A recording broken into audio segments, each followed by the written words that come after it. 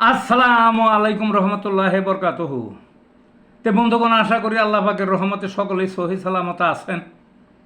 তো কবি Gazi Akkas Ali YouTube channel 017140885009 এর পক্ষ থেকে আপনাদের সকলের প্রতি রইল একান্ত আন্তরিক শুভেচ্ছা ও ভালোবাসা। তে বন্ধুগণ, এখন আপনাদের সামনে যে বয়ানটা রাখবার চেষ্টা করব, বয়ানটার নাম হলো কপালে হাত। কি বয়ানটার নাম? কপালে হাত। এই যে আমাদের পাশের রাষ্ট্র ভারতের যে প্রধানমন্ত্রী মোদিজি, এই মোদিজির তো এখন কপালে হাত রীতিমতো। কি আস্ফালন! বিশ্ব পরাশক্তি সাজবে, বিশ্ব গুরু সাজবে, একবার এক এক পোশাক দেখবেন, মাথায় একবার লাল রঙের বাঁধে, শরীরে একবার লাল টাকায় দেয়, আর যা তা বলে। চীনকেই মানে না, বুঝলেন না? চীনের সাথে টেক্কা দেবে। পাকিস্তান তো তার কিছুই না, মনে হয় যে পাও দিয়ে ডলার দিয়ে মারবো, এইরকম অবস্থা। এইরকম অবস্থা তার। বাংলাদেশে তো লুইটা পুইটা খাইছে শেখ হাসিনার দেশ, সবাই জানে। এখানে কি হলো?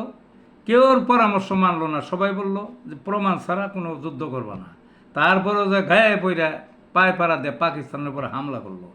এমন হুসট খাইল রে ভাই, তার গর্ব কোথায় গেল?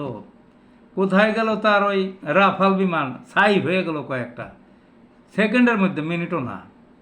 কোথায় গেল তার গর্বের 400? ঘুরাইয়ে দিছে একেবারে। ফতেহা টু এই নিজস্ব এই প্রযুক্তির ক্ষেপণাস্ত্র দিয়ে। কোথায় গেল ব্রাহ্মস অস্ত্রের বাহাদুরি? ব্রাহ্মণ অস্ত্রের ডিভোর্স হত্যা জ্বালিয়ে দিছে। কতগুলো বিমানবন্দর একের এমন আক্রমণ করছে, একের ফাইটে ফাইটে খাল হয়ে গেছে। সেনানিবাস কতটি শেষ হয়ে গেছে এবং অনেক সৈন্য মারাও গেছে। এর চূড়ান্তভাবে হাইরে গেছে, বুঝলেন না?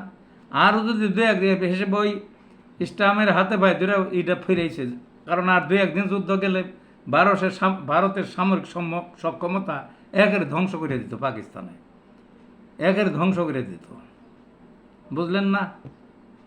ওই দেশকে বাংলাদেশের এই তো আগেই হারাইছে।